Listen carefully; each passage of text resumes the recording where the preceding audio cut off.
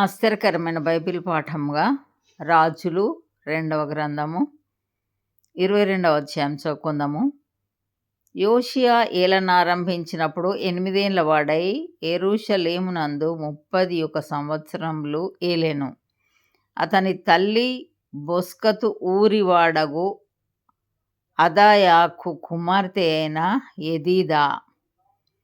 అతడు యెహోవా దృష్టికి యథార్థంగా నడుచుచు కుడి ఎడమలకు తిరగక తన పితరుడగు దావీదు చూపిన ప్రవర్తనకు సరిగా ప్రవర్తించెను.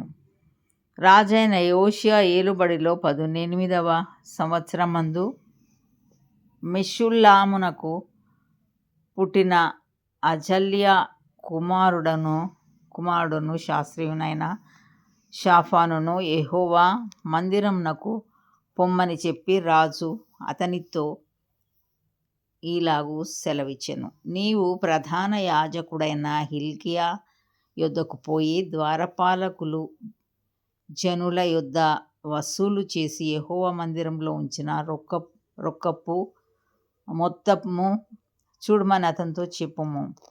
యెహోవా మందిరపు పనికి అధికారులై పని జరిగించు వారి చేతికి ఆ ద్రవ్యమును అప్పగించిన తర్వాత యెహోవా మందిరమందలి శిథిలమైన స్థలములను బాగుచేయుటకై యెహోవా మందిరపు పనిచేయు కూలివారికి వారు దాని నీయవలెననియు, వడ్లవారికిని శిల్పకారులకును కాసే పని వారికిని మందిరమును బాగుచేయుటకై రాళ్లనేమి చెక్కిన రాళ్లనేమి కొనుటకును ఇయ్యవలెననియు తెలియజెప్పుము.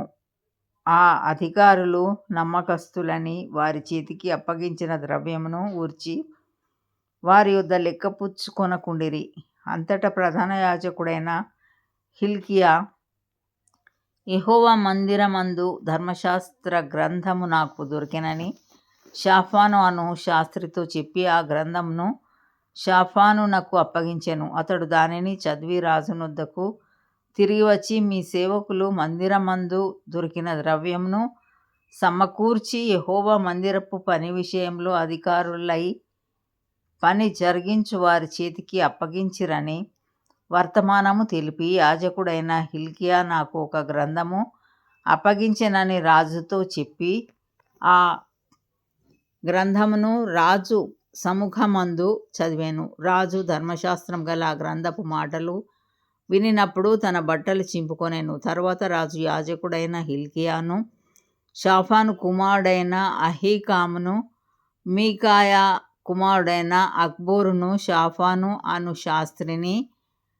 అషాయా అను రాజసేవకులలో ఒకనిని పిలిచి ఆజ్ఞాపించినదేమనగా, మీరు పోయి దొరికిన ఈ గ్రంథపు మాటలను గూర్చి నా విషయంలోను జనుల విషయంలోను యూదా వారందరి విషయములోను యెహోవా యొద్ద విచారణ చేయుడి. మన పితరులు తమ విషయంలో వ్రాయబడి ఉన్న దానంతటి ప్రకారం చేయక ఈ గ్రంథపు మాటలను వినని వారైరి గనుక యెహోవా కోపాగ్ని మన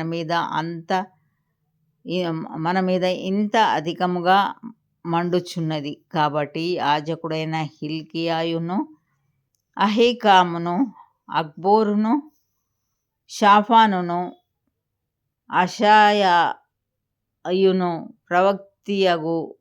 ప్రవక్త్రియగు హుల్దా యొద్దకు వచ్చిరి. ఈమె వస్త్రంశాలకు అధికారియగు హర్షకు పుట్టిన తిక్వాకు కుమారుడైన షల్లూమునకు భార్యయై యెరూషలేములో 2వ భాగమందు కాపరస్తురాలై ఉండెను. ఈమె యొద్దకు వారు వచ్చి మాటలాడగా ఈమె వారితో ఇట్లనెను, మిమ్మును నా యొద్దకు పంపిన వానితో ఈ మాట తెలియచెప్పుడి. యెహోవా సెలవిచ్చినదేమనగా, యూదా రాజు చదివించిన గ్రంథంలో వ్రాయబడి ఉన్న కీడంతయు ఏదియు విడిచిపెట్టకుండా నేను ఈ స్థలము మీదికిని దాని కాపురస్తుల మీదికిని రప్పింతును. ఈ జనులు నన్ను విడిచి ఇతర దేవతలకు ధూపం వేయిచు తమ సకల కార్యముల చేత నాకు కోపం పుట్టించి ఉన్నారు గనుక నా కోపము ఆరిపోకుండా ఈ స్థలము మీద రగులు కొనుచున్నది. యెహోవా యొద్ద విచారణ చేయుటకై మిమ్మును పంపిన యూదారాజునకు ఈ మాట తెలియపరచుడి.